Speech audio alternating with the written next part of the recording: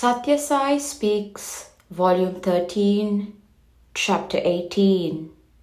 No Bumps, No Jumps, Part 2 of 2. The destiny of nations hangs on the youth. You have joined the Seva Dal at the most important period of your lives.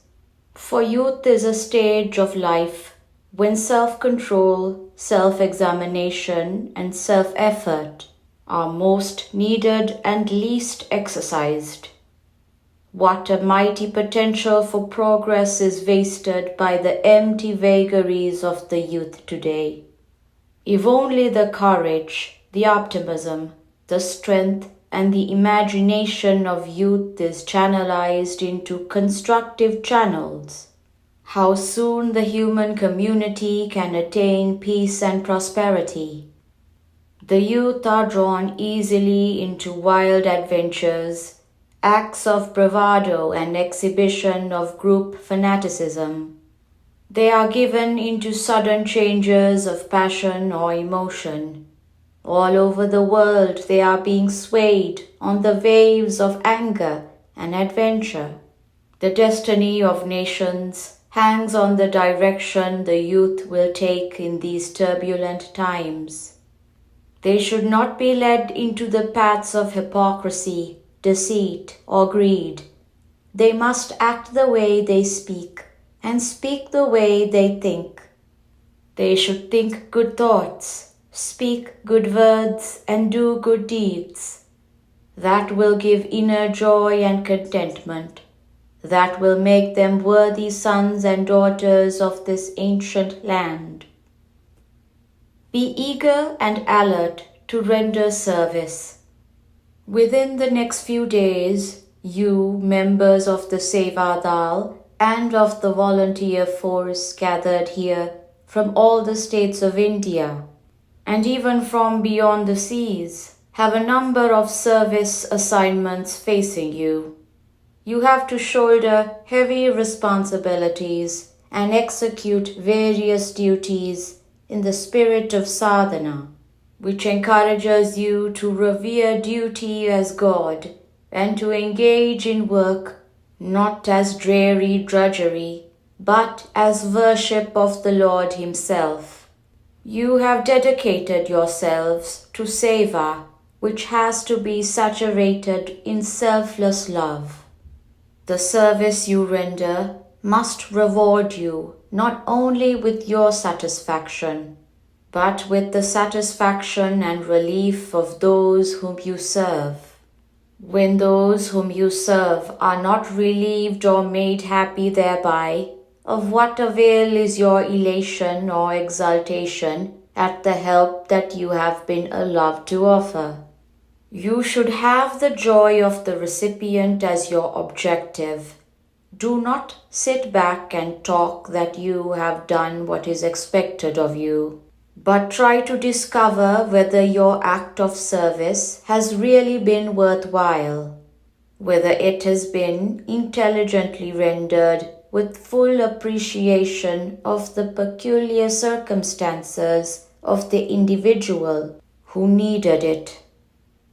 Do not feel that this is an obligation imposed on you by the rules of the organization or by the person nominated as your leader.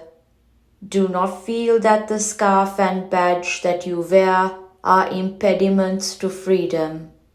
They are reminders of the high mission to which you have been initiated, the keys to your realization of reality through the sadhana of seva. Even when you do not wear the scarf or parade the badge, you must be eager and alert to render seva to fellow human beings who need it. Soft speech adds sweetness to life.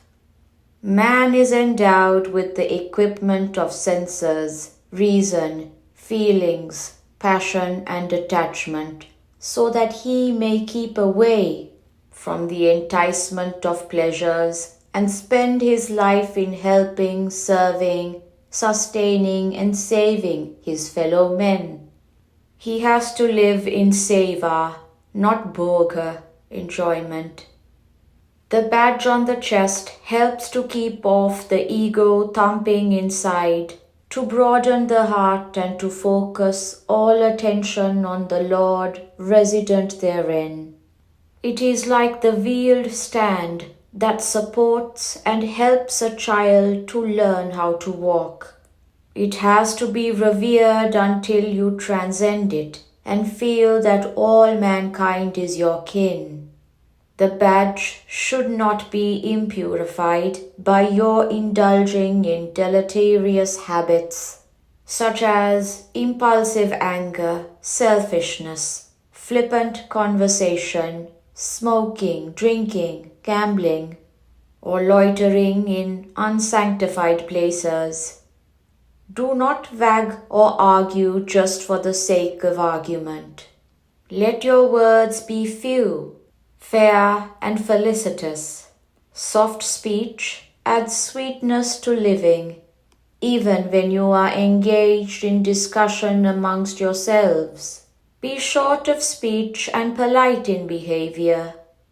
Some amongst you have been selected as leaders and guides. Follow and carry out their instructions without hesitation, demur, or diminution.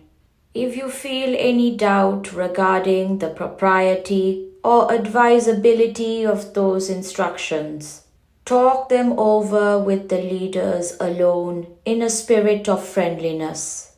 But do not disregard to modify those instructions at any cost. The leader has to pay attention to the overall situation, which may not be so clear to you. People from more than 45 countries from all parts of the globe are coming for the World Conference. So any failing or fault in your faith or in the fulfillment of the duties assigned to you will reflect on this great nation. Service is the best school for training in leadership. Bharat is the land where the triple sadhana of discipline, devotion and duty was first laid down. Bharat is where it has had the largest number of votaries through the ages. So you have to demonstrate to the visitors that the lesson is still very much honored and observed in this land. Not only this, you have to maintain the fair name of the Sri Sathya Sai Seva organization. On one hand, you have the call of the motherland, and on the other, the command of Sai, who is no less than the mother herself. Ganesha is reputed to have two mothers, Gauri and Ganga. Gauri is one daughter of the Himalayas who is merged in the left half of the body of Shiva. Ganga is another daughter of the Himalayas who has her place in the matted hair which forms the crown of Shiva. You too have two mothers, Bharat Mata and Sai Mata. You must emulate Ganesha not in the quantity of food eaten, but in his aspect as Vinayaka.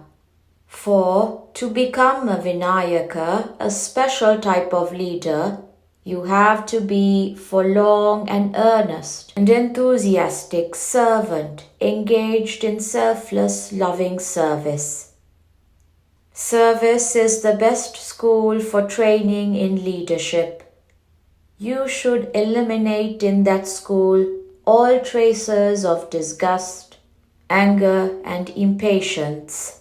Pride and personal prejudice will try to put spokes in the wheel as you go to serve the distressed and the diseased. But you should never give up faith in the right path you have chosen.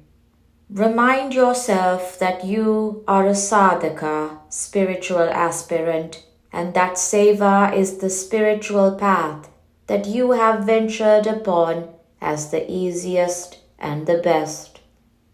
When you mix with volunteers and others who have no deep faith or sweet experiences of the value of seva, you may get caught up in conversation that might shake your conviction.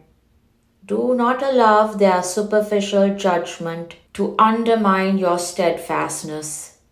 Keep away from such persons. Let them test their doubts on the touchstone of their own experience of seva. Take their disbelief indifferently and allow them to realize and overcome their doubts by their own will.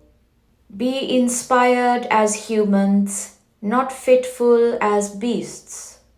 Discipline entails the strict observance of rules and regulations and directions. The sense of duty can yield results only when discipline is observed.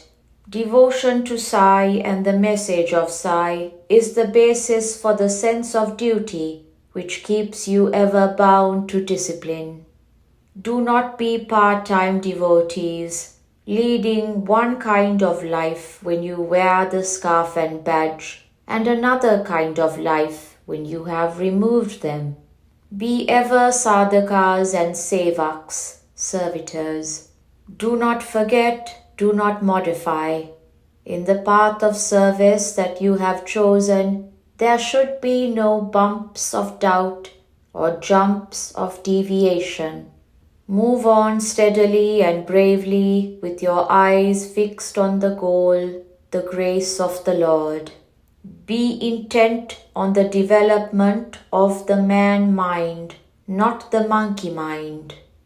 Do not hop about from decision to indecision, from acceptance to denial. Be alert and inspired as humans, not dull and fitful as beasts. Above all, cultivate love, express love, move among other Sevadar members with love.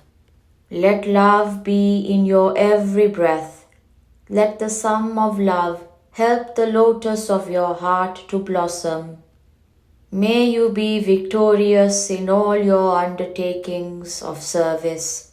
That is my blessing for each one of you.